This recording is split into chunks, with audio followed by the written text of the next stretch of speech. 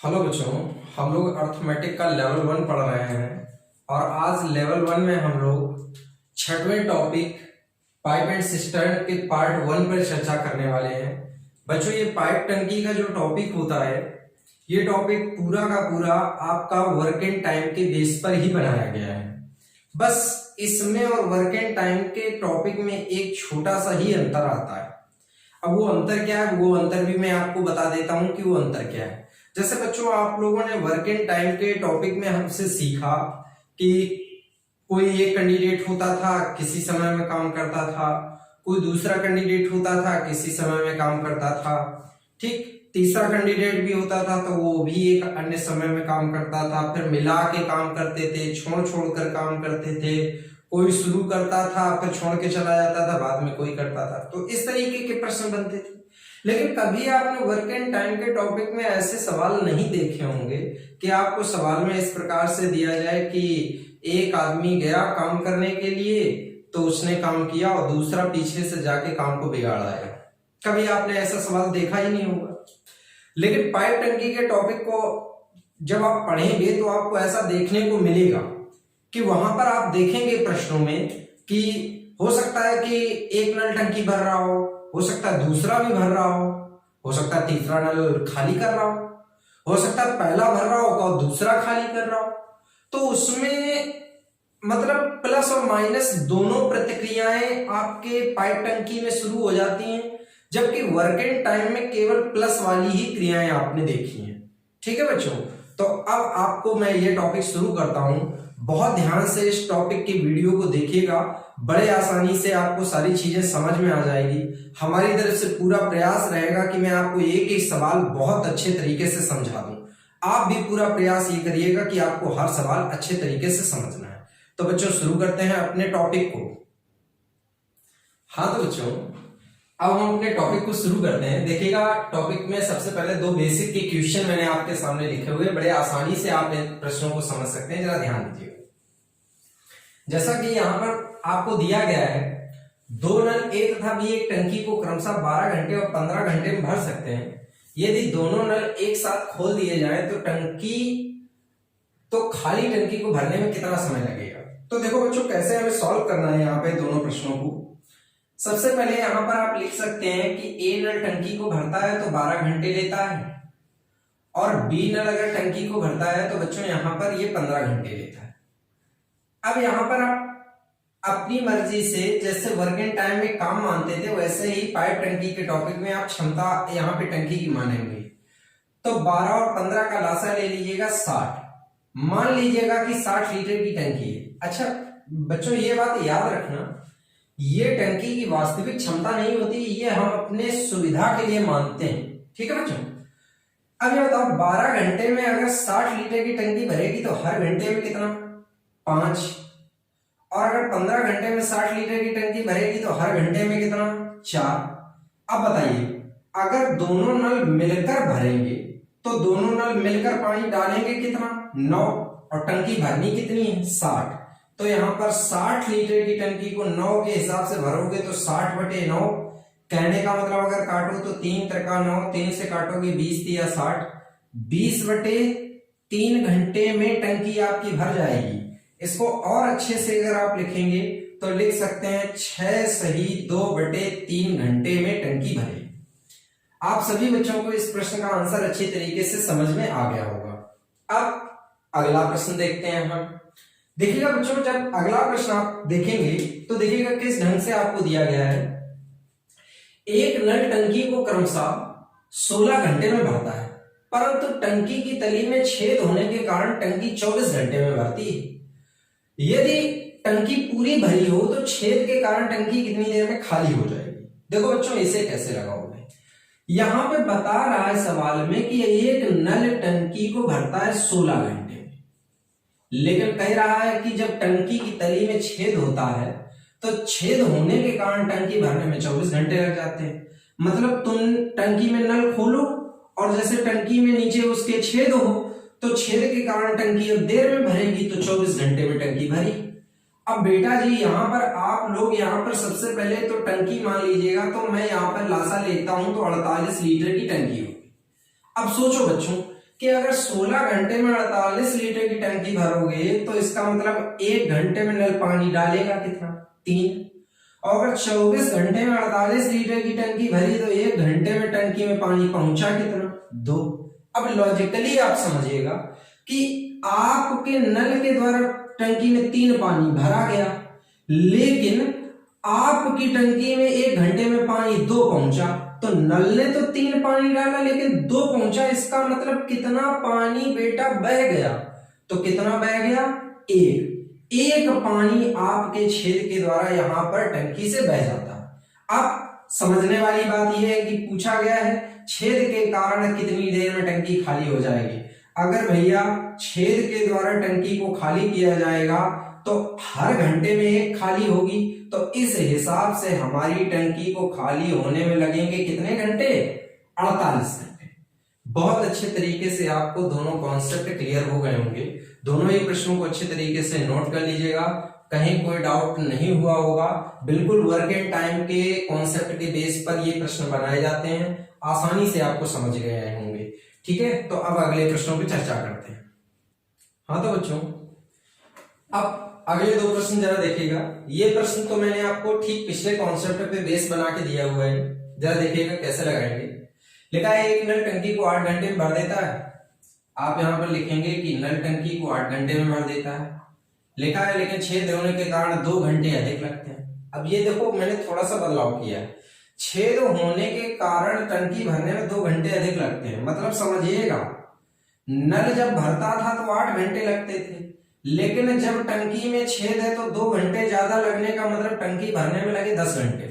ठीक है बच्चों, ये बात विशेष है। अब यहां पर आप टंकी की क्षमता मान लीजिएगा, दोनों का लासा लेंगे तो 40 लीटर की टंकी हो गई।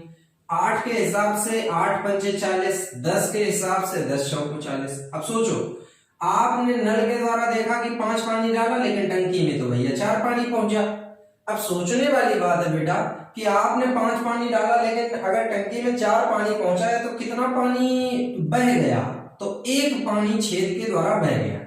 अब अगर छेद 40 लीटर की टंकी को अकेले खाली करेगा तो यहाँ पर छेद के द्वारा अगर हम 40 लीटर की टंकी को खाली करेंगे और ये 1 लीटर पर घंटा की रफ्तार से खाली करेगा तो टंकी खाली होने में बच्चों समय लगेगा 40 घंटे। आपको लॉजिक बहुत अच्छे से क्लियर हो गया होगा। अच्छा, अब इस प्रश्न को जरा देखिएगा, अगला प्रश्न। वो जो अगला प्रश्न आपके सामने मैंने लिखा हुआ है वो थोड़ा सा रेशियो बेस्ड क्वेश्चन है, लेकिन पाइप टंकी के टॉपिक में इस तरीके के प्रश्न भी आजकल परीक्षाओं में पूछे जाते हैं, इसलिए मैंने इस प्रश्न को रखा। जरा गौर ध्यान देना। करेक्ट, किसी टंकी का 3/5 भाग 10 मिनट में भरता है। बस यही लाइन तोड़ लो, अपने आप सवाल बन जाएगा।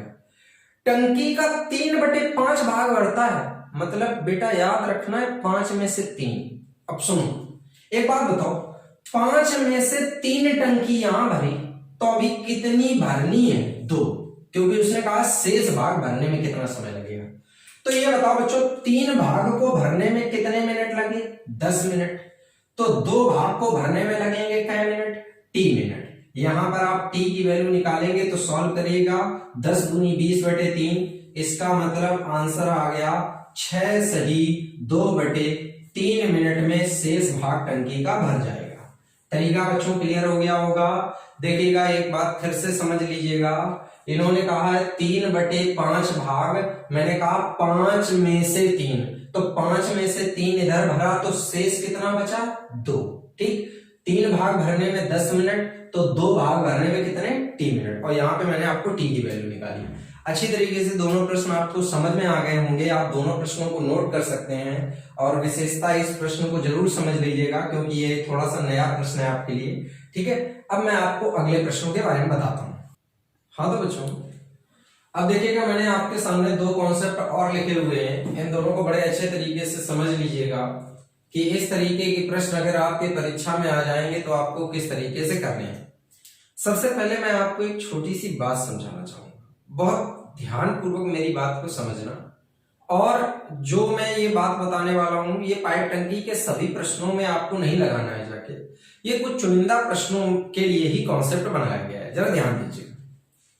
जैसे बच्चों आप लोग समझते हैं कि जैसे हम यहां पर एक ये पाइप ले लेते हैं, मान लेते हैं कि ये कोई पाइप, ठीक बच्चों, अब मैं आपको इसमें सिर्फ एक छोटा सा पॉइंट समझाने वाला हूं। ये पॉइंट अगर आपको समझ में आ गया तो फिर आपको इस प्रकार के सवाल काफी हद तक समझ में आ जाएंगे, क्योंकि हम आपको बता देंगे, आप लगा भी लेंगे, लेकिन ये एक प्रकार का सिर्फ आपके लिए रटना हो जाएगा अगर मैंने सवालों को डायरेक्ट बता दिया। इसलिए मैं थोड़ा कॉन्सेप्ट आपको समझाना चाहता हूं। चलो ध्यान दीजिए।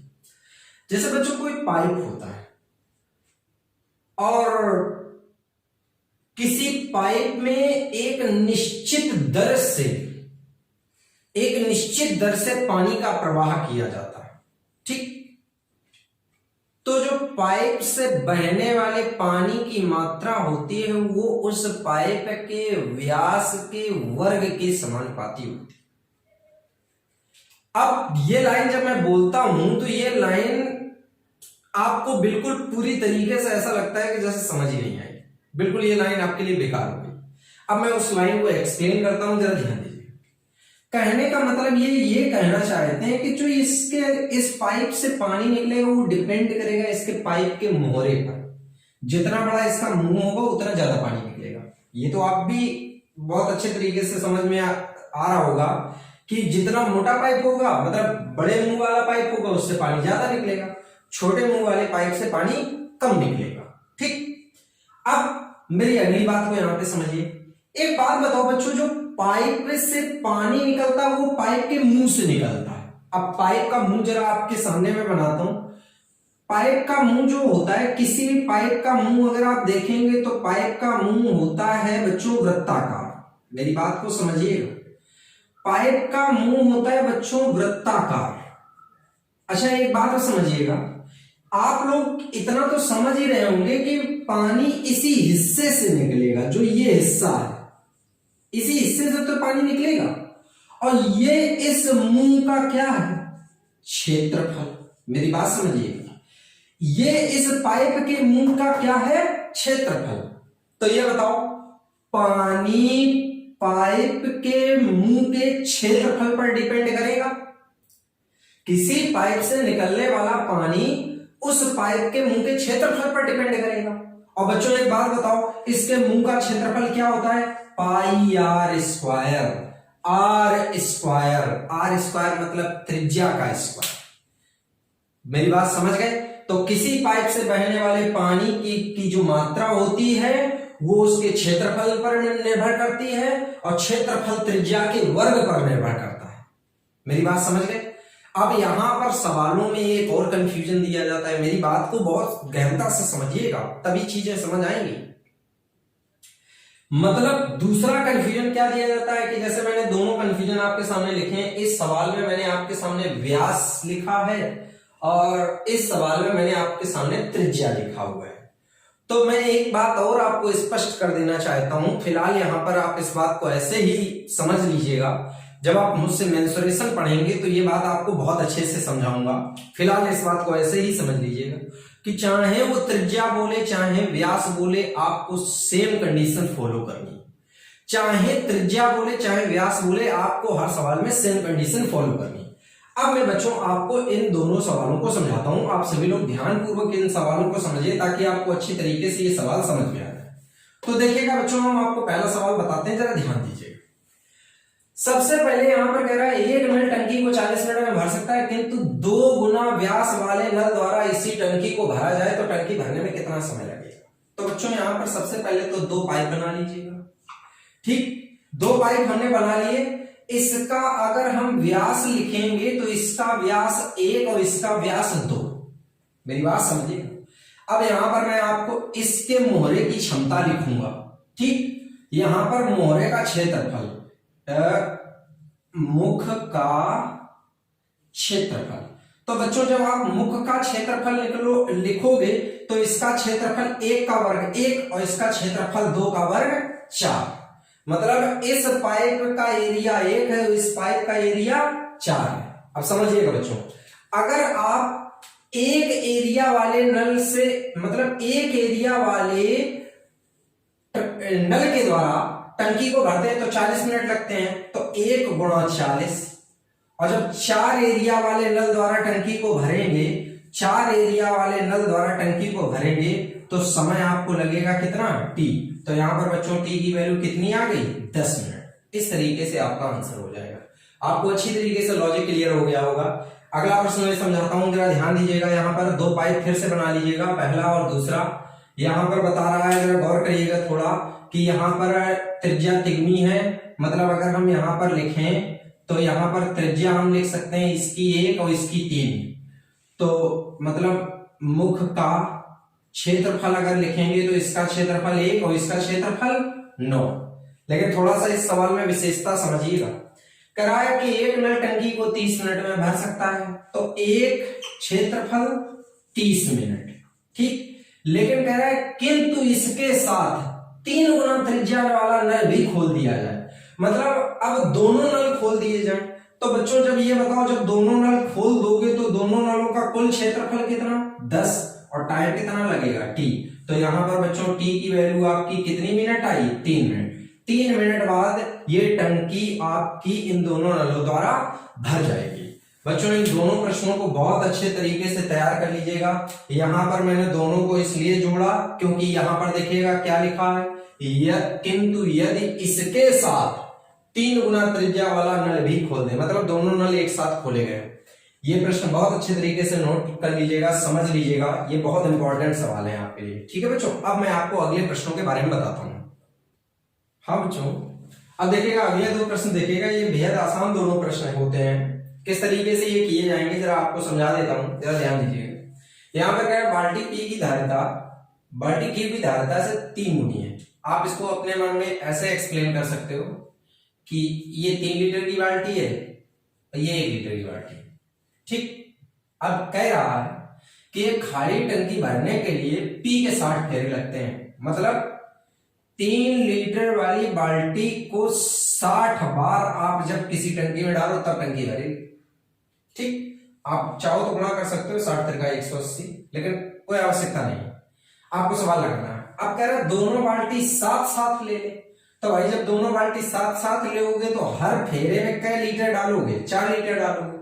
तो आपको टंकी भरने के लिए कितने फेरे चाहिए, तो मान लो कितने फेरे, n। सॉल्व कर लीजिएगा। 4 से जैसे आप सॉल्व करोगे, 4 से काटोगे तो यहाँ पर कितना आएगा, 15, और 15 दिया 45, तो n बराबर कितना आया, 45। 45 फेरे में टंकी आपकी भर जाएगी, ठीक है बच्चों।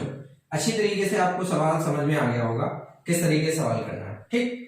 सेम कॉन्सेप्ट उधर भी दिया गया है, वहां पे स्पष्ट रूप से बताया गया है कि आपसे कह रहे 12 बाल्टी पानी से टंकी पूरी तरह भर जाती है, जबकि हर बाल्टी की धारिता 13.5 लीटर है।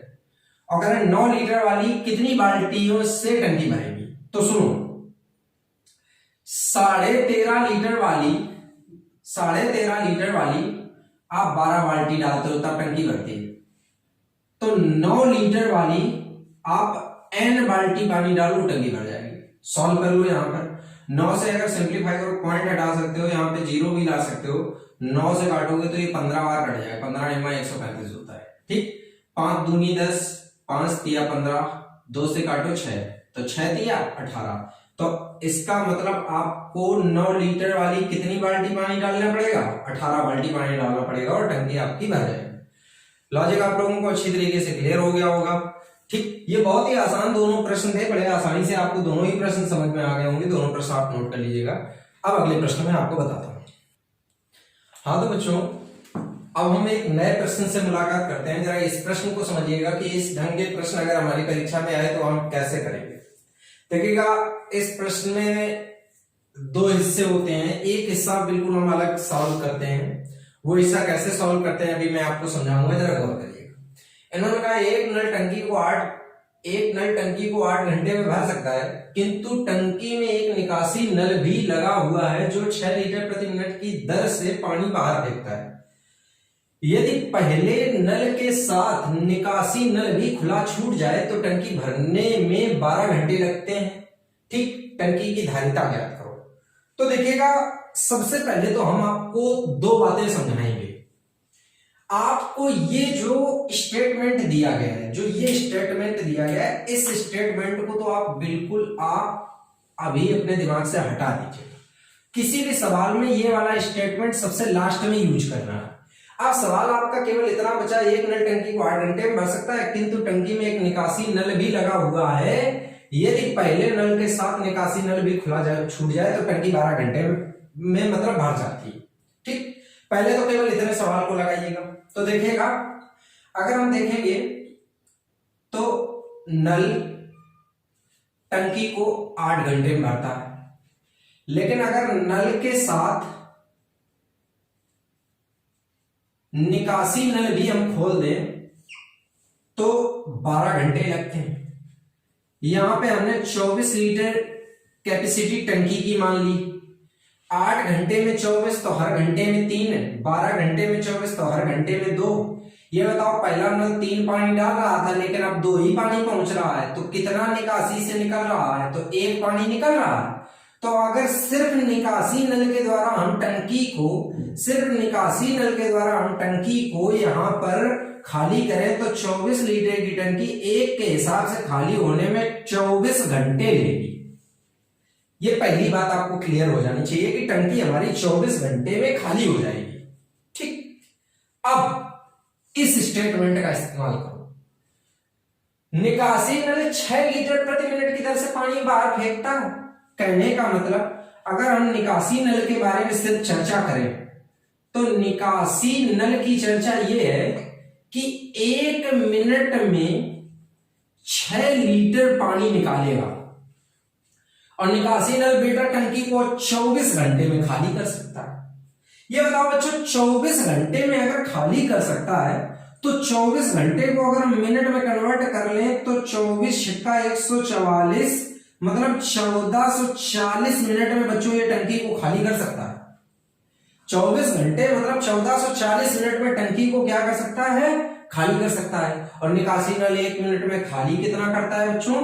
6 लीटर। अगर 1 मिनट में 6 लीटर टंकी खाली करता है तो 1440 मिनट के हिसाब से अगर आप इसको गुणा कर देंगे तो 8640 लीटर की आपकी क्या हो जाएगी? टंकी।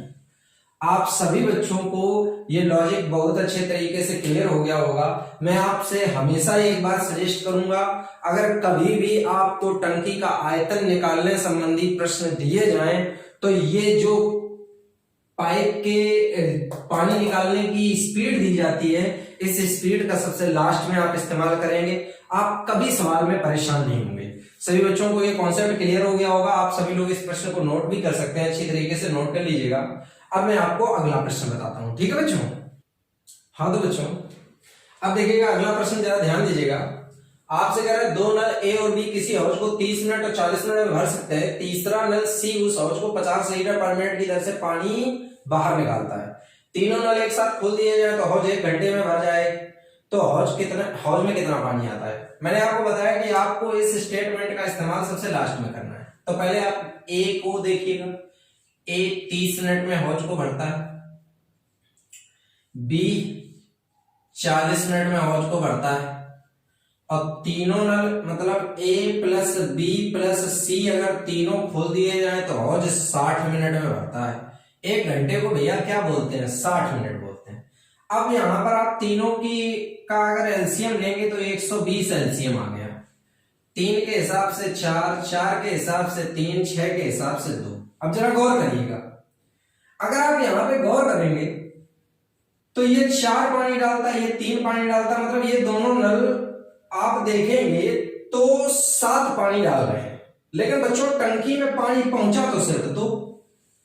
तो इससे एक बात स्पष्ट हो गई कि अगर 2 ही पानी पहुंच रहा है तो इसका मतलब सी से पानी कितना निकल रहा है? 5, क्योंकि दोनों नलों में 7 पानी डाला है, फिर भी 2 पहुंचा है, तो मतलब 5 निकल रहा। अब अगर सी अकेले हौज को खाली करेगा तो 120/5 मतलब 24 मिनट में आपका हौज क्या हो जाएगा बच्चों? खाली हो जाएगा। ठीक, अब इस स्टेटमेंट का इस्तेमाल करो।